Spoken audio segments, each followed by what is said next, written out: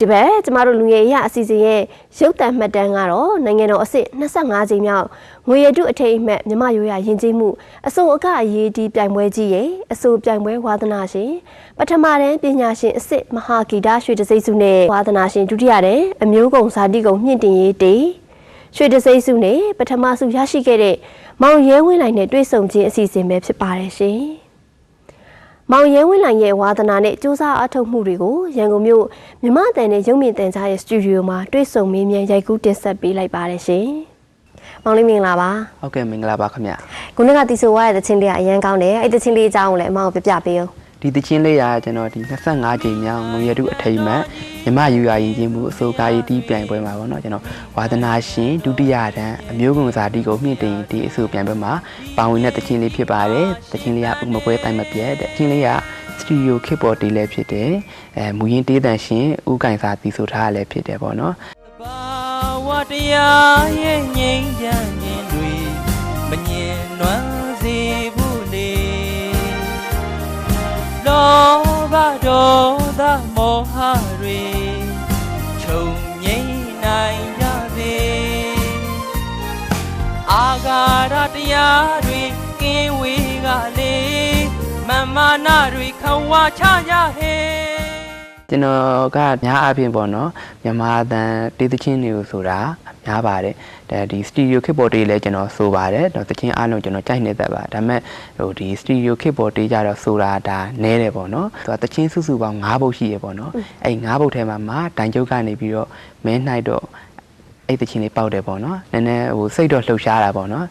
စိတ်လှုပ်ရှားပေမဲ့ကျွန်တော်တရားဟိုမျိုးသားယဉ်ကျေးမှုနဲ့နည်းပညာတက္ကသိုလ်ရန်ကုန်ကအစိုးကတိကဆရာမတီချေခိုင်စင်ရွှေရဲ့သင်ကြားမှုပဲကျွန်တော်ခံယူပြီးတော့ကျွန်တော်စင်ပေါ်မှာအကောင်းဆုံးကျွန်တော်တကယ်ကိုခန်းစားချက်အပြည့်နဲ့ကျွန်တော်ဒါတီဆိုခဲ့ပါတယ်ခင်ဗျာဟုတ်ပြီမောင်လေးအားဆိုလို့ရှိရင်မောင်လေးတက်နေတဲ့အတန်းရဲ့နောက်ပြီးမိသားစုဝင်တွေကိုလည်းဆက်လက်မိတ်ဆက်ပေးပါအောင်နော်ကျွန်တော်နာမည်ကတော့ရဲဝန်းလှိုင်ဖြစ်ပါတယ်အမျိုးသားရည်ကျင်းမှုနဲ့အနုပညာတက္ကသိုလ်ရန်ကုန်ဂီတပညာဌာနစတုဒ္ဓနဲ့မှာတက်ရောက်သင်ကြားနေတာဖြစ်ပါတယ်ခင်ဗျာမမေရဲ့ဖေဖေရဲ့ညီလေးရဲ့ကျွန်တော်ဆိုမိသားစုဝင်စုပေါင်း4ယောက်ပဲရှိပါတယ်ခင်ဗျာမြို့သားယဉ်ကျေးမှုနဲ့နုပညာတက္ကသိုလ်ရန်ကုန်မှာဂီတပညာထဲမှာမောင်လေးကဘယ်ဘာသာရပ်ကိုအထူးပြုပြီးသင်ကြားရလဲဆိုတာကိုလည်းပြပြပေးပါအောင်နော်ဂီတပညာဌာနမှာဆိုလို့ရှိရင်ဆိုဘာသာရပ်တွေအတီးဘာသာရပ်တွေtheory ဂီတသင်ဂီတဘာသာရပ်တွေ musicology ဆိုတဲ့ဂီတဗီဒဘာသာရပ်တွေတိုင်းရင်းသားတေးဂီတဘာသာရပ်တွေသင်ကြားပေးပါအဲ့ဒီမှာသူက specialize အနေနဲ့ပေါ့နော်အထူးပြုဘာသာနဲ့သူကဒုတိယတစ်ခုယူရတယ်ပေါ့နော်အဲ့ဒုတိယထဲမှာဆိုသူကဆောင်းစန္ဒရာတယောပတလာဆိုင်နေဆိုရရှိတယ်ပေါ့နော်အဲ့ဒီမှာကျွန်တော်ကဒီမြမဆောင်းဒုတိယကိုအထူးပြုဘာသာရပ်အနေနဲ့ယူပြီးတော့တက်ရောက်သင်ကြားပါတယ်ခင်ဗျာ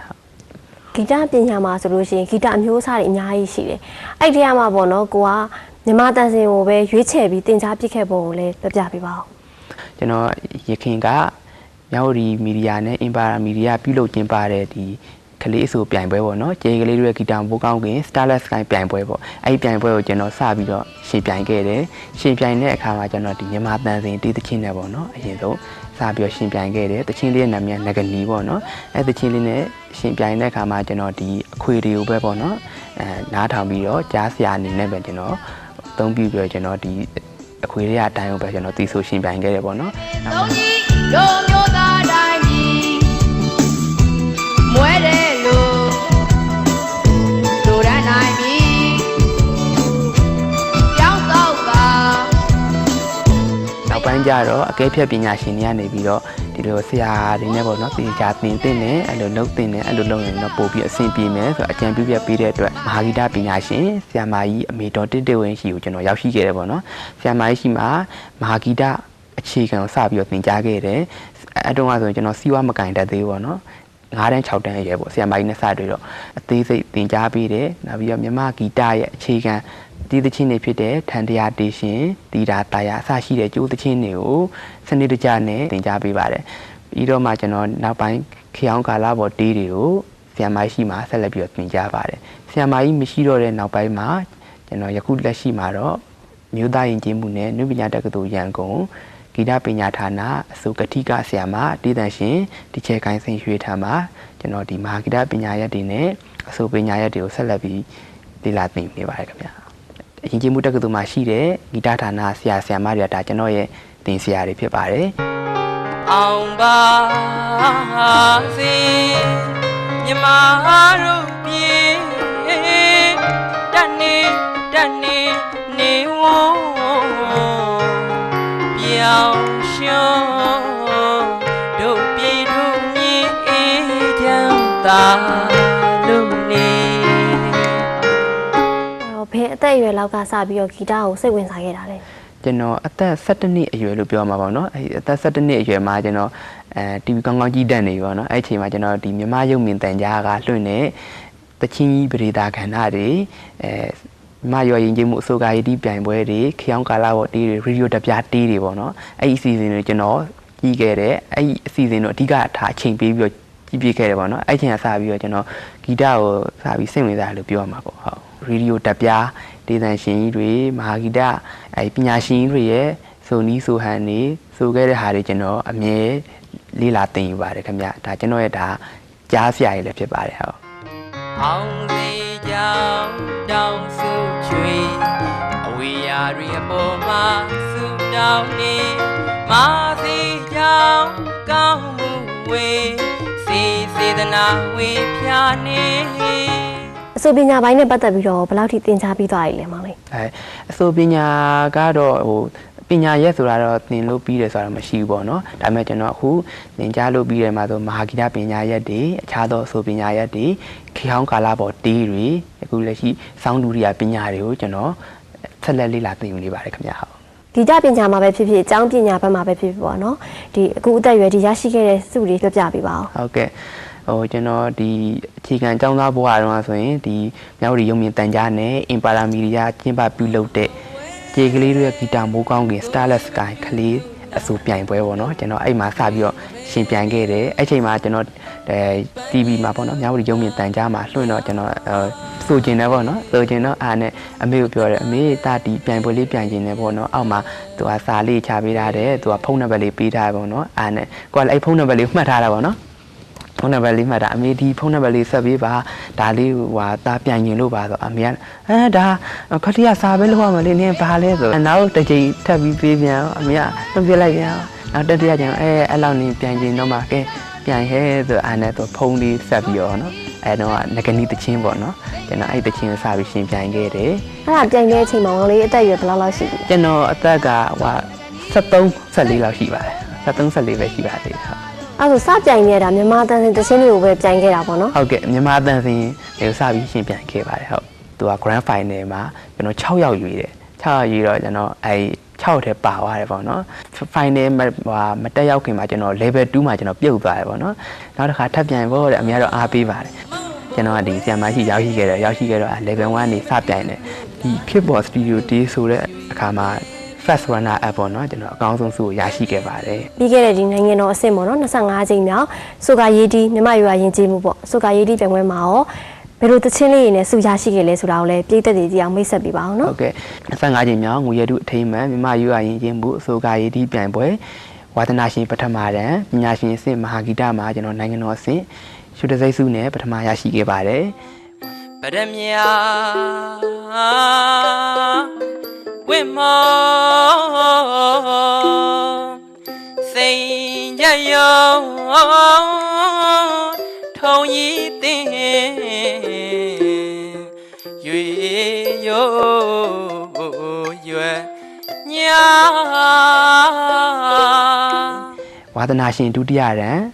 အမျိုးကုံစာတီးကိုမြင့်တင်တီးအဆိုပြိုင်ပွဲမှာလည်းကျွန်တော်နိုင်ငံတော်အဆင့်မှာရှုရစိတ်ဆုနဲ့ပထမရရှိခဲ့ပါတယ်ခင်ဗျာဟုတ် ချင်းစာကိုရှိစေမုံ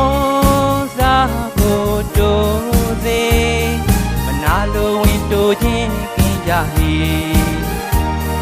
တက္ကသိုလ်ဝင်နှန်းဆံမိုးပွဲအောင်မြင်ပြီးတဲ့အခါမှာကျွန်တော်ဒီဆိုကိုင်းတီးပြိုင်ပွဲတွေစပြီးတော့ကျင်းပပြုလုပ်လာရပေါ့နော်အဲ့ဒီချိန်မှာကျွန်တော်ဒီမျိုးသားရင်ကျေးမှုနဲ့နုပညာတက္ကသိုလ်ရန်ကုန်မှာကျွန်တော်ပထမနှစ်ကိုစပြီးတော့သင်ကြားနေပြီ23ချိန်မှာစတင်ပြီးရှင်ပြိုင်ခဲ့တယ်အဲ့တုန်းကဆိုရင်ကျွန်တော်ဒါတက္ကသိုလ်ဖြစ်တဲ့အတွက်ကျွန်တော်အဆင့်မြင့်ပညာအဆင့်မှာစပြီးရှင်ပြိုင်ခဲ့ပါတယ်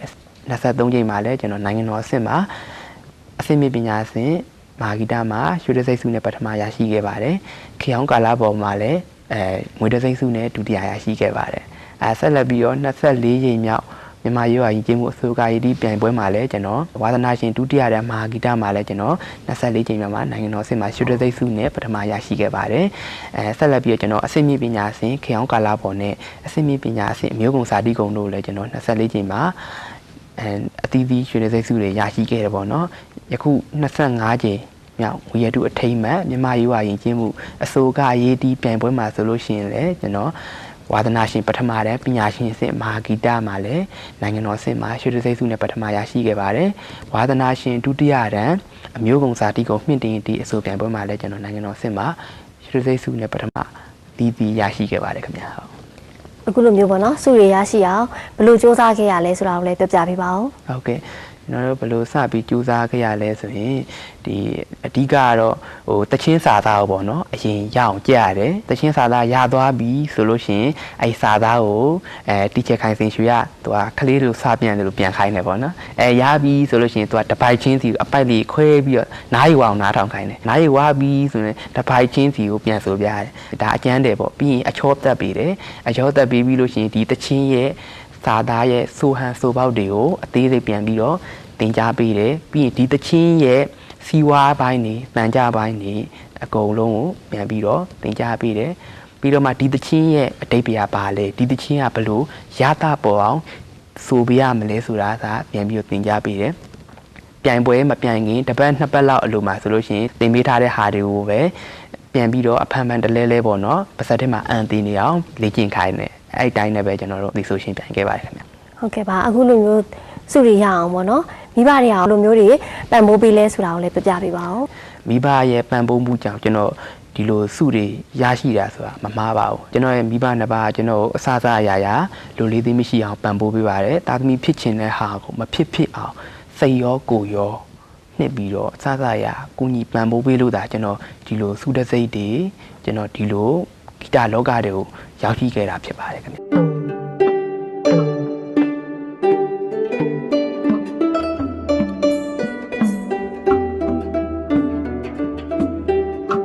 လူလုံးနှလုံးသားအမုန်းမပွားကြပွေမြစ်တာဆုပြန်ချစ်ပန်းလိုက်ကျွဲအကျဉ်းတော်တရားတွေထားမှစိတ်ထားမြတ်မေအမြဲသာတွေးစဝဲအသေးမှအေးညမေစေတနာတွေဘူးဆွေရွာဖြူဝီပါကွယ်နှလုံးသားဝဲအမုန်းတရားဖေ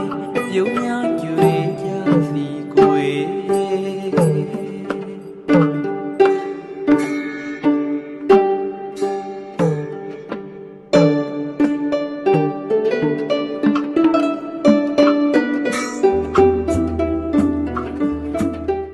မောင်ရဲဝင်းလိုက်ဟာအမျိုးသားယဉ်ကျေးမှုနဲ့အမှုပညာတက္ကသိုလ်ရန်ကုန်ရဲ့ဂီတပညာဌာနမှာ